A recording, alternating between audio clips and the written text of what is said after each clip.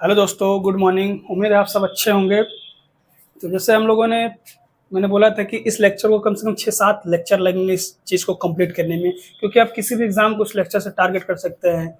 State PCS, UPSC तक के question से आप अगर थ्योरेटिकल चीज़ को पढ़ लेंगे तो कर लेंगे, अटेम्प्ट कर लेंगे। वो आपके ऊपर निर्भर करता है कि आपने उस चीज़ को कितनी अंडरस्टैंडिंग से पढ़ा, क्योंकि मैंने पूरी चीज़ें विस्तार में बताई है। तो चलिए हम चलते हैं अपने टॉपिक की तरफ।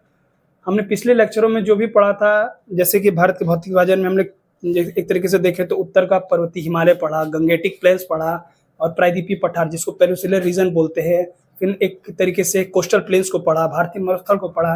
उसके बाद हमारा लास्ट टॉपिक जो बचता है भारतीय द्वीपीय प्रदेश या द्वीप समूह, मतलब द्वीपों का समूह। आप लोग कंफ्यूज मत होइएगा कि बीच में मैंने बोला था कि माउंटेन्स की एक अलग सीरीज में ला दूंगा, मतलब कि उत्तर भारत और मध्य भारत के जितने माउंटेन्स है, अरावली, सतपुड़ा, मैकाल पठार, राजमहल की पहाड़ियाँ, डोडा बेट्टा, अन्नामलाई, शिवराय, पालकोंडा, जितनी पहाड़ियाँ मैं सारी चीज़ें बताऊंगा। और ये भी बता दूंगा कौन सा मतलब माउंटेन्स किसका वलित अवशिष्ट फोल्ड माउंटेन का एग्जाम्पल है। सारी चीज़ें मैं कंप्लीट कराऊंगा। वो एक या दो लेक्चर में कंप्लीट हो जाएगा, उससे क्वेश्चन करा दूंगा, उस चीज़ को कटम करिए। फिलहाल हम अपने टॉपिक की तरफ आते हैं।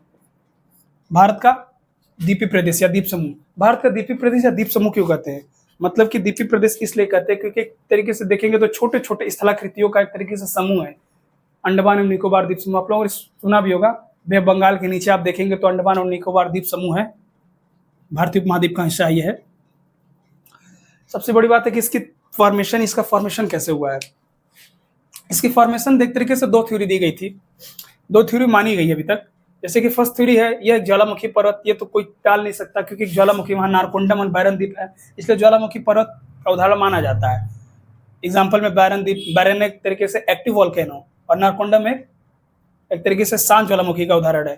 500 से ज्यादा द्वीपों का समूह है। द्वीपों का समूह इन द सेंस ये चीजें ऐसे है, इस श्रृंखला वाइज ये द्वीप है। कोई सैंडल पीक अंडमान है, लोअर मिडिल अंडमान है, एक तरीके से ग्रेटर निकोबार, ऐसे तरीके से ये समूह है, श्रृंखला है। उसके बाद एक सेकंड थ्योरी दी गई थी, बोला गया कि ये दक्षिणी हिमालय का विस्तार है। दक्षिणी हिमालय का विस्तार एक तरीके से आप देखेंगे तो अभी इंडिया का मैप जब ऐसे पढ़ेंगे, हमने शुरू में बताया था trans Himalaya, greater Himalaya, middle Himalaya, Shivalik, ये जो श्रृंखलाएं जा रही है ये अराकान के पहाड़ों से होते हुए दक्षिण का विस्तार है हिमालय, जो कि आप देखेंगे एक तरीके से बे बंगाल में अंडमान तक गई है। वही थ्योरी दी गई थी। और इस थ्योरी को प्रमाण के तौर पर मानने के लिए आप देख सकते हैं कि इनकी चट्टानें जो है एक तरीके से हिमालयन चट्टाने से सिमिलरिटी शो करती। सिमिलरिटी इन द सेंस मतलब कि कुछ प्रॉपर्टी होगी, जितनी भी प्रॉपर्टी मैच करती है उसके आधार पर चीजों को कहा गया। इसलिए थ्योरी को भी माना जाता है कि प्रमाण इनकी चट्टानों की संरचना हिमालय चट्टानों से मिलती है, इसीलिए थ्योरी दी गई थी। इसका देशांतरी विस्तार लिख लीजिए, 92 डिग्री से 12 मिनट से 93 degree 57 minute, 13 degree 41 minute north से, ये चीज आप अपने से लिखिएगा, 6 डिग्री 45 मिनट, इतना तो आप कर सकते हैं। चलिए अंडमान एवं निकोबार द्वीप समूह के कुछ महत्वपूर्ण तथ्य को हम पढ़ लेते हैं। इन क्षेत्रों में उष्णकटिबंधीय आर्द्र जलवायु एवं शीतकालीन जलवायु पाई जाती है। इसका मतलब है कि जब इंडिया में मानसून एंटर करता है, इंडिया में मानसून एंटर जब करता है, आप देखेंगे जून में केरला के तट से टकराता है। लेकिन सबसे पहला मानसून अगर देखा जाए तो अंडमान में हमें अप्रैल में ही देखने को मिलता है। अप्रैल के मंथ में ही देखने को मिलता है मानसून एंटर करता है। इसी कारण से उस क्षेत्र में जो जलवायु पाई जाती है, ए प्रकार की जलवायु, ये कोपेन के वर्गीकरण के अनुसार पढ़ाऊंगा, ए प्रकार की जलवायु पाई जाती है। अंडमान एवं निकोबार द्वीप समूह में संघनन वनस्पतियां पाई जाती है। क्यों? सबसे बड़ी बात है कि संघनन वनस्पतियां पाने के मतलब एक तरीके से वहाँ अच्छी खासी बारिशें होती हैं, बे बंगाल के साइड है एक तरीके से, इसलिए वहाँ पे कोई ह्यूमन इंटरफेयर नहीं है। इस समय देखेंगे तो किन क्षेत्रों में अगर संघनन वनस्पतियां पाई जाती है, मतलब डेंस फॉरेस्ट जो है, आप देखेंगे तो ह्यूमन इंटरफेयर या मानव गतिविधियों के कारण एक तरीके से आप देखेंगे इमारती लकड़ियों का कटाव हो रहा है। हम ह्यूमन सेटलमेंट के लिए उस चीजों को नुकसान करें, हमारे एक तरीके से पारिस्थितिकी तंत्र को नुकसान पहुंचाया जा रहा है अदर एरिया में, लेकिन यहाँ ऐसा उतना देखने को नहीं मिलता, इसीलिए यहाँ पे संघनन वनस्पतियां देखने को मिलती है। एक तरीके से इसका ज्योग्राफिकल फैक्टर है कि क्यों मिलता है, मानसून बढ़िया है, बारिश बढ़िया इसलिए। और दूसरा, अंडमान और निकोबार में प्रवाल भित्तियों का एक तरीके से उदाहरण है, महत्वपूर्ण क्षेत्र। प्रवाल भित्ति मतलब एक तरीके से आप देखेंगे कोरल रीफ इंग्लिश में बोलते हैं। एक तरीके से ये एक ऐसा ऑब्जेक्ट है जो कि इसके अंदर एक तरीके कैल्शियम कार्बोनेट के बने होते हैं। जब वो डेड करते हैं तो वो समुद्र में एक तरीके से डिपॉजिट होते चले जाते थे। वही एक द्वीपीय प्रदेश या एक तरीके से देखेंगे द्वीप का निर्माण करते हैं। आप लक्षद्वीप में भी पढ़ेंगे इस चीज को। इस क्षेत्र को हॉट स्पॉट के रूप में संरक्षित किया। इंडिया में 4 हॉटस्पॉट है, वेस्टर्न घाट, हिमालयन, अंडमान और लक्षद्वीप को शायद इन चार क्षेत्रों को हॉटस्पॉट केंद्र घोषित किया। हॉटस्पॉट इन द सेंस मतलब कि एक तरीके से जैव विविधता, मतलब कि एक तरीके से उन क्षेत्रों में एनिमल्स हो चाहे प्लांट्स हो, बहुत ज्यादा मात्रा में उन चीजों में निवास करते हैं, तो उनको एक तरीके से हॉटस्पॉट केंद्र घोषित कर दिया जाता है, जैव विविधता केंद्र जिसको बोलते हैं। तो इन चीजों को नोट करें। उसके बाद मैं पर्यटन बता देता हूँ। इन क्षेत्रों में पर्यटन क्या है, मतलब कि आर्थिक क्रियाएं क्या क्या होती हैं। आर्थिक क्रिया में एक तरीके से पर्यटन ले सकते हैं, आप लिख लीजिएगा, मैं बोल दूं इन क्षेत्रों में जो आप देखेंगे आर्थिक क्रिया पर्यटन, मत्स्य उद्योग भी एक तरीके से क्षेत्रों में है। हालांकि सरकार के कुछ प्रयासों से उन क्षेत्रों में जो सपाट जमीन या समतल मैदान है वहाँ पे चावल की खेती की जा रही है, रबड़ के उत्पादन का प्रयास किया जा रहा है। ये सारी चीजें हैं, आप लोग इस चीज को लिख लीजिएगा। उसके बाद में कुछ दोस्तों अंडमान एवं निकोबार द्वीप समूह में कुछ चीजें महत्वपूर्ण है जो एग्जाम पॉइंट ऑफ व्यू से बहुत इंपॉर्टेंट है। ये क्वेश्चन आप देख रहे हैं, आप प्रिय से पेपर उठा के देख लीजिए, बहुत बार पूछा है कि सैंडल पीक को क्या कहेंगे, उत्तरी अंडमान, माउंट डियो वैली को मध्य अंडमान, माउंट कोएबो को दक्षिणी अंडमान और माउंट थ्रिलर ग्रेट निकोबार। कई बार ये क्वेश्चन पूछा, लोग कंफ्यूजन में गलत लगे, माउंट थ्रिलर का उत्तरी अंडमान मार देंगे, मैच द कॉलम में करके पूछ सकता है। ये चीजें आप नोट डाउन करिएगा, इसलिए मैं एक तरीके से कॉन्सेप्ट बेसिस करके एक तरीके से सीरीज वाइज लिखवा रहा है इस चीज को, कि कॉपी पे जब रहे तो आप रिवीजन करने में आसान पड़े। एक पूछ देता है कोको द्वीप, मतलब कि कौन सा कोको स्टेट है, किस चीज को अलग करता है, उत्तरी अंडमान। आप जब पढ़ेंगे ये जो ये द्वीप समूह ऐसे है, एक तरीके से ये अलग कैसे करता है, ये है एक तरीके से मान लीजिए उत्तरी अंडमान, ठीक। उसके बाद उत्तरी अंडमान एवं म्यांमार का क्षेत्र मतलब इंडिया का जो इस साइड में म्यांमार से अलग करता है एक तरीके से, ये मान लीजिए म्यांमार का बाउंड्री है, एक तरीके इससे अलग करता है इसको, तो वो चीज़ है। और कुछ जनजातियां पाई जाती हैं, जॉरवा, सेंटलीज, ग्रेट निकोबार प्रमुख जनजातियां हैं। और कुछ जनजातियां तो ऐसी है जिसको अनरिवील किया गया, मतलब कि अभी तक एक तरीके से रिवील नहीं, गवर्नमेंट के द्वारा रिवील नहीं किया गया, कुछ प्रयास किए गए लेकिन उनको एक तरीके से अपनी जगह पर रहने दिया गया। कुछ ऐसी जनजातियां निकोबार द्वीप समूह या अंडमान में ऐसी निवास करती हैं। पुराने जैसे आदिम काल थे, जब मानो पहले आदिम काल में थे, उसी हिसाब से उसी वेशभूषा में निवास करती हैं आज भी। और कुछ परिवर्तित नाम है जो द्वीपों के, एक तरीके से आप देखेंगे हावलॉक आइलैंड का नाम स्वराज द्वीप रख दिया गया, एक तरीके से आप देखेंगे तो कुछ नाम परिवर्तित, मैं ऊपर लिख देता हूँ, तब तक इसे नोट करिए। परिवर्तित नाम है, ये परिवर्तित नाम 2018 में मतलब चेंज किए गए थे, क्वेश्चन पूछ देता है कभी कभी। जैसे रास आइलैंड का नाम अब वर्तमान में सुभाष द्वीप है, नील आइलैंड का नाम शहीद द्वीप है जो कि अंग्रेज थे, ये हावलॉक आइलैंड का नाम इसमें स्वराज द्वीप है। ये क्वेश्चन पूछ देता है 2018 में, मतलब कि इस नामों को परिवर्तित किया है। आपने देखा होगा अंडमान और निकोबार द्वीप समूह में एक तरीके से हमारे परमवीर चक्र विजेता जितने भी थे 21 लोगों को अभी तक मिला है, उनके नाम पर हमारे द्वीपों का नाम रखा गया। तो उनमें से कुछ प्रमुख ये भी हैं, रास आइलैंड का नाम सुभाष द्वीप, नील आइलैंड का नाम शहीद द्वीप, हावलॉक आइलैंड का नाम स्वराज द्वीप। तो हम पढ़ेंगे अंडमान और निकोबार द्वीप समूह के बाद लक्षद्वीप समूह को, ये चीजें नोट करिए, उसके बाद मैं लिखाता हूँ इसको। हम लक्षद्वीप समूह को पढ़ते हैं। हालांकि लक्षद्वीप समूह आप देखें तो एक तरीके से प्रवाल भित्तियों का उदाहरण है, मतलब कि एक तरीके से समुद्र में कैसी चीजें हैं, प्रवाल भित्ति, जिसको कोरल रीफ बोला जाता है। एक तरीके से ये जीवित प्राणी है, लेकिन ये जब डेथ करते हैं तो इनके अंदर कैल्शियम कार्बोनेट की मात्रा होती है, वो समुद्र के गहराइयों में डिपॉजिट होते होते एक द्वीप का निर्माण करती है, इसीलिए इसे कोरल या प्रवाल भित्तियों का द्वीप भी बोला जाता है। और एक तरीके से आप देखेंगे लक्षद्वीप समूह जो है भारत के पश्चिमी साइड यानी कि अरब सागर में केरल के मलाबार तट से 220 किलोमीटर दूरी पर स्थित है। एक तरीके से कुल 36 द्वीपों का ये समूह है। आप देखेंगे 30 वर्ग स्क्वायर किलोमीटर में इसकी एरिया मतलब कवर करता है पूरी तरीके से।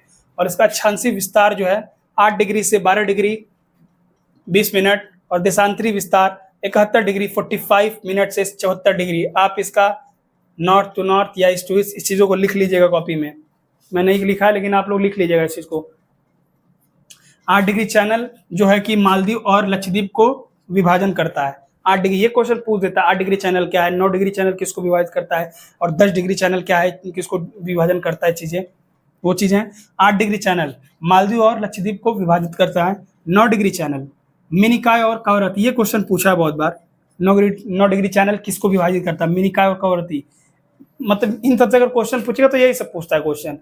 अब मैंने पहले भी बताया ये एक प्रवाल द्वीप का उदाहरण है और यहाँ पर अलग अलग रंग के प्रवाल पाए जाते हैं। मतलब अंडमान में मतलब कि प्रवाल तो पाए जाते हैं लेकिन कंपैरेटिवली देखा जाता है अलग अलग रंग के कोरल रीफ डिपोजिट करते हैं और द्वीप पाए जाते हैं, मतलब अलग अलग रंग के प्रवाल द्वीप पाए जाते हैं। जलवायु कैसी है, उष्णकटिबंधीय आर्द्र जलवायु पाई जाती है। वहां कैसी थी? अंडमान में उष्णकटिबंधीय आर्द्र जलवायु, लेकिन वहां के साथ साथ शीतकालीन जलवायु थी, मतलब कि वहां एक तरीके से ठंडा था। एक तरीके से मानसून जो अप्रैल में एंटर कर जाता था, 1 से 5 के डेट के बीच में अप्रैल में अंडमान में मानसून एंटर कर जाता है। और इसे ब्लू सर्टिफिकेट, जिसे ब्लू फ्लैग सर्टिफिकेट बोला जाता है। हालांकि इंडिया में मेरे हिसाब से 7-8, कंफर्म याद तो नहीं है कितने, लेकिन हाँ इंडिया में कुछ जैसे कि जैसे गोवा का बीच है, एक तरीके से लक्षद्वीप को, कुछ जगहों को ब्लू फ्लैग सर्टिफिकेट एक तरीके से आप देखेंगे तो मिला हुआ है। इसका मतलब ये होता है कि मतलब कि जो क्षेत्र एक तरीके से अपने परिस्थिति के तंत्र को, जो भी वहाँ का एनवायरनमेंट है, वहाँ का क्षेत्र है, अगर साफ सुथरा या सफाई के तौर पर अगर रखा जाता है तो उन क्षेत्रों को ब्लू फ्लैग सर्टिफिकेट दिया जाता है। इंडिया में कुछ चीज़ों को मिला है। तो ये चीज़ें, आपका लेक्चर अब यहीं पे समाप्त होता है। हालांकि मैंने बोला था कि इन क्षेत्रों में कुछ समस्याएं प्राकृतिक आपदाएं हैं, और अगर ज़्यादा प्राकृतिक आपदाएं ना होकर अगर इसमें ह्यूमन इंटरफेयर अगर ज़्यादा हुआ तो वो समस्याएं जैसे कि द्वीप समूह में क्रिएट कर सकते हैं। मतलब वहाँ ज़्यादा दबाव न पड़े, जनसंख्या का दबाव न पड़े, अपने प्राकृतिक चीज़ों में उस चीज़ को, जिस हिसाब से उस चीज़ों को रहने दिया जाए। ये चीज़ें हैं, समस्याएं जो भी चीज़ें हैं। तो इसके बाद हम भारत के भौतिक विभाजन या बोले तो फिजिकल डिवीजन ऑफ इंडिया के क्वेश्चंस को करेंगे। जितने भी हिमालय रीजन से क्वेश्चन है, मध्य भारत से क्वेश्चन है, प्रायद्वीपीय से क्वेश्चन है, कोस्टल प्लेन से क्वेश्चन है, द्वीपीय प्रदेश से क्वेश्चन है, सारे चीज़ों को कवर करेंगे, A to Z को कंप्लीट करेंगे। फिर क्वेश्चन मेरे हिसाब से कुछ बचेगा नहीं, इस चीज़ को कंप्लीट करिएगा। तब तक ये चीज़ें आप नोट करिए, उसके बाद मैं क्वेश्चन कराता हूँ। तो जैसे कि हमने बोला कि हम क्वेश्चन कराएंगे, ये यूपीएससी 2010 में एक क्वेश्चन आया हुआ है। क्वेश्चन ये है कि यदि हिमालय पर्वत श्रेणियां नहीं होती तो भारत पर सर्वाधिक संभाव्य भौगोलिक प्रभाव क्या होता? ऑप्शंस में था, देश का अधिकांश भाग में साइबेरिया से आने वाली शीत लहरों का अनुभव होता, सिंधु गंगा मैदान में सुस्थिर जलोढ़ मृदा से वंचित होता, मानसून का प्रतिरूप वर्तमान प्रतिरूप से भिन्न होता। हालांकि आंसर आप लोग पॉज करके खुद सोचिएगा और करिएगा कि पूरा लेक्चर देखने के बाद कि मतलब कि तीनों में से, मतलब तीनों स्टेटमेंट सही है कि पहला सही है कि दूसरा सही है कि तीसरा सही है। मैं इसका आंसर बता दे रहा हूँ विद, मतलब कि समझा के बताता हूँ क्या चीज़ कैसे है। मान लीजिए ये इंडिया का मैप है, साइबेरिया का हिस्सा क्या है, इधर है चाइना, ये जो भी चीज़ें ऊपर के नीचे ये वाला एरिया जो है साइबेरियन फ्रंट। जब ये हिमालयन माउंटेन्स नहीं होते तो एक तरीके से हवाओं को कोई अवरोधक या एक तरीके से बाउंडेशन नहीं मिलता, हवा डायरेक्ट इंडिया में एंटर करती, और हिमालय जब नहीं रहता तो वहाँ से नदियाँ, हिमालयन नदियाँ निकलती, अपने साथ अवसाद का निक्षेपण नहीं करती, जिसके कारण कि हमें जलोढ़ मृदा देखने को नहीं मिलती, ना मैदान क्षेत्र उतना देखने को मिलता, और मानसून का प्रतिरूप वर्तमान प्रतिरूप से भिन्न होता, बिल्कुल होता। माउंटेन्स आपको पता होगा, जब इंडिया में मानसून एंटर करती हैं तो हिमाचल एक तरीके से अरेबियन सी और वेस्ट बंगाल से जब माउंटेन एंटर करती हैं तो आप लोगों को सुना होगा कि धर्मशाला हिमाचल प्रदेश में एक तरीके से पश्चिमी शाखा और पूर्वी शाखा दोनों मिलकर वहाँ बारिश कराती। क्यों कराती है? क्योंकि वहाँ पे माउंटेन है, माउंटेन को वो क्रॉस नहीं कर पाती मानसून, इसलिए वहीं पे बारिश करती है। इसके एयर मतलब कि मानसून क्रॉस नहीं कर पाती, ये कारण है। मानसून का प्रतिरूप वर्तमान प्रतिरूप से भिन्न है, बिल्कुल होता, क्योंकि अगर माउंटेन्स नहीं होते तो मानसून इंडिया में एंटर करते हुए सीधे समानांतर निकल जाते साइबेरिया के साथ, साइबेरिया वाले पार्ट में ये होता। तो इस हिसाब से आप देखेंगे तो तीनों के तीनों स्टेटमेंट सही है। हालांकि ये क्वेश्चन मेरे लेक्चर से कंप्लीट हो जाता, आप क्वेश्चन को करते तो आप शुरुआती जो पढ़ेंगे भारत के हिमालयी विस्तार को, जब मैंने पढ़ाया, उत्पत्ति बता रहा था, तभी मैंने इस चीज़ को डिस्कस किया, साइबेरिया पार्ट को डिस्कस किया था मैंने, जलोढ़ मृदा के बारे में बताया था और मानसून के बारे में बताया था। वो क्वेश्चन देखिए वहीं से है, तो इस क्वेश्चन को देख लीजिएगा। तब तक मैं और क्वेश्चन कराता हूँ, 1-2 क्वेश्चन और करूँगा। हम अपने दूसरे क्वेश्चन की तरफ चलते हैं। भारत के भौतिक विभाजन में एक दूसरा प्रश्न है जो कि हिमालयन रीजन से क्वेश्चन है। पश्चिम भाग में हिमालय की श्रेणियों को दक्षिण से उत्तर की ओर निम्नलिखित करिए या उस तरीके से अरेंज करिए। क्या बोला है, ध्यान दीजिएगा, दक्षिण से उत्तर, ना कि नॉर्थ से साउथ की तरफ, नॉर्थ से साउथ के हिसाब से। ऑप्शन के हिसाब से जाएं तो महान हिमालय, लघु हिमालय, शिवालिक हिमालय, जो भी है ये चीज़ें। तो मैंने आपको जब वो चीज़ें चैप्टर पढ़ा रहा था तो मैंने उसका डिवीजन बताया था कि पहले क्या ट्रांस हिमालय आएगा, ग्रेटर हिमालय आएगा, मिडिल हिमालय आएगा, शिवालिक, ट्रांस हिमालय, महान हिमालय, एक तरीके से मध्य हिमालय भी बोलते हैं, लघु हिमालय, एक बार शिवालिक। ठीक, तो उसके साथ ऑप्शन के हिसाब से जाएंगे। साउथ टू नॉर्थ बोला है, ना कि नॉर्थ टू साउथ। ठीक है, अगर नॉर्थ टू साउथ बोला तो ऑप्शन क्या होता है हमारा, महान हिमालय, लघु हिमालय, शिवालिक हिमालय। लेकिन यहाँ पूछा है साउथ टू नॉर्थ, तो ऑप्शन क्या होगा इसमें, शिवालिक, लघु, महान हिमालय। ठीक, तो एक तरीके से हम ऑप्शन में जाएंगे, ये देखिए शिवालिक, लघु हिमालय, महानिमल उसके बाद ये ट्रांसहिमालय है, तो ऑप्शन आपका बी होगा। ये क्वेश्चन है। इसके बाद मैं क्वेश्चन 2-3 जो भी इससे रिलेटेड क्वेश्चन इस चैप्टर से मैं कराऊंगा। फिर मैं स्टार्ट करूंगा चैप्टर मानसून पढ़ाना। काफी इंपॉर्टेंट चैप्टर भारतीय उपमहाद्वीप के लिए, या भारतीय उपमहाद्वीप में एक तरीके से क्लाइमेटोलॉजी के लिए फैक्टर है, काफी अच्छा है। हर चीजें जो भी चीजें हैं इंडिया के जितनी भी ज्योग्राफिकल चीजें उस चीज को डिसाइड करने के लिए मानसून का एक अहम रोल है इंडिया के ज्योग्राफी में। तो आने वाले लेक्चरों में मानसून को पढ़ेंगे। तब आई होप ये चीजें आप लोग को समझ में आई होगी। अगर समझ में आई होगी तो लाइक करिए, सब्सक्राइब करिए। अगर ना समझ में आए कुछ तो कमेंट सेक्शन में जरूर बताइए and press the bell icon, क्योंकि आने वाली वीडियो जो होंगी तभी आप तक पहुंचेगी। जब आप इस चीज को सब्सक्राइब या लाइक किए रहेंगे तो आने वाली सीरीज के जो लेक्चर आप लोग तक पहुंचेंगी। तब तक के लिए नमस्कार, जय हिंद।